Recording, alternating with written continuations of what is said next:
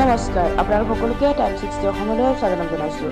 পূৰ্বাঞ্চল তামাং বৌদ্ধ সংঘ অসমৰ উদ্যোগত খোৰাঙৰ গুগুলনিত 2065তম বুদ্ধ জয়ন্তী উদযাপন। আজি উদযাপন সমিতিয়ে পৰম্পৰা ৰীতি নীতিৰে লাই খুঁটা স্থাপন কৰে।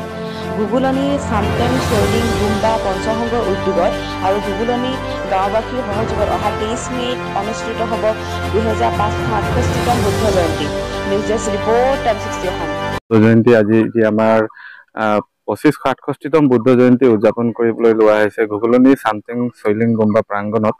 আৰু গুগুলনি বৃহত্তৰ ৰাইজৰ সহযোগত আমি পূৰ্বাঞ্চল তামাং বৌদ্ধ সংঘ অসম তত্বাৱধানত অহা 23 মে' তাৰিখে আমাৰ এই গুগুলনি চামটেং চৈলিং গুম্বা প্ৰাংগণত এক আটকধুনীয়াভাৱে বুদ্ধ জয়ন্তী উদযাপন কৰিবলৈ লোৱা হৈছে। আজি ইয়াৰে লাই খুঁটা ইতিমধ্যে স্থাপন কৰা হৈ গ'ল আৰু ইতিমধ্যে পেণ্ডেলৰ কাম চলি আছে। বিশেষকৈ আমাৰ এদিনীয়া কাৰ্যসূচীৰে আমি এই বুদ্ধ জয়ন্তীটো পালন কৰিবলৈ লৈছোঁ।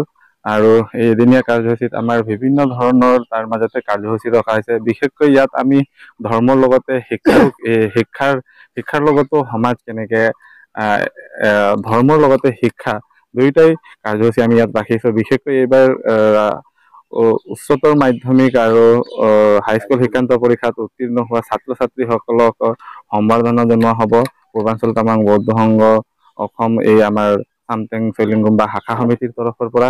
ইয়াৰ লগতে আমাৰ যি ধৰ্মালোচনী সভা আছে তথা মুকলি সভা আছে, মুকলি সভাত আমাৰ গোৰ্খা উন্নয়ন পৰিষদৰ অধ্যক্ষ প্ৰেম তামাং ডাঙৰীয়াৰ বিশিষ্ট অতিথি হিচাপে আমি ইয়াত নিমন্ত্ৰণ জনাইছোঁ। তেখেত ইতিমধ্যে আমাৰ আহিম বুলি প্ৰতিশ্ৰুতি প্ৰদান কৰিছে আৰু তেখেত নিশ্চয় ইয়াত উপস্থিত হ'বহি।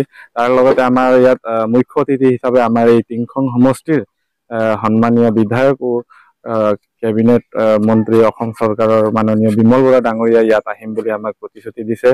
গতিকে ইয়াৰ লগতে আমাৰ ধৰ্মগুৰু লপেন শাস্ত্ৰী চাংগে আমাৰ ইয়াত আহি উপস্থিত হ'ব, যিয়ে নেকি বৌদ্ধ ধৰ্মৰ যি আমাৰ পঞ্চশীল নীতি আছে সেই পঞ্চশীল নীতি অনুসৰি লোভ মোহ কাম ক্ৰোধ হত্যা হিংসা পৰিহাৰ কৰি যি আমাক এখন সুস্থ সমাজ গঢ়াৰ দিশে মানৱ সমাজক আগবঢ়াই লৈ যায় যি আমাৰ ধৰ্ম, যি আমাৰ বৌদ্ধ ধৰ্ম, সেই বৌদ্ধ ধৰ্মৰ যিমান বাণী আছে যিমান মাৰ্গৰ দৰ্শন আছে সেই দৰ্শনসমূহ ইয়াত ৰাইজক কৰাব।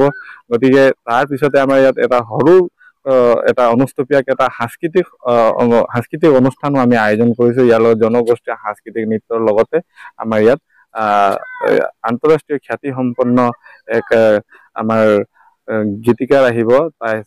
তেখেত হৈছে সাগৰ তামাং, যি ইতিমধ্যে তেখেতে বহুতো গীত গাই সুনাম অৰ্জন কৰিবলৈ সক্ষম হৈছে। গতিকে এইখিনি কাৰ্যসূচী হাতত ৰাখি আমি আগন্তুক 23 মে' তাৰিখে এই গুগুলনি নেপালী গাঁও স্থিত চামটেং চৈলিং গুম্বা প্ৰাংগণত আমি বুদ্ধ জয়ন্তী উদযাপন কৰিবলৈ লৈছোঁ। বিশ্বৰ সকলোবোৰ ধৰ্মাৱলম্বী লোকসকলে যি ধৰণে আগন্তুক বুদ্ধ জয়ন্তী আমাৰ ইয়াত 23 মে' দিনাখন আমি উদযাপন কৰিবলৈ লৈছোঁ। গতিকে এই ধৰ্মৰ মূল উদ্দেশ্যটো হ'ল আমাৰ গুৰুজনাৰ জন্মতিথি আৰু শিক্ষা গ্ৰহণ কৰা, তাৰ লগতে তেওঁৰ মৃত্যু বৰণ কৰাও একেটা তিথি। গতিকে এই বৌদ্ধ ধৰ্ম যিটো বুদ্ধ পূৰ্ণিমা দিনটো আমি সেইকাৰণে মহান দিন হিচাপে উদযাপন কৰিবলৈ প্ৰতি বছৰে আমাৰ বৌদ্ধ ধৰ্মীয় লোকসকলে পালন কৰি অহা হৈছে।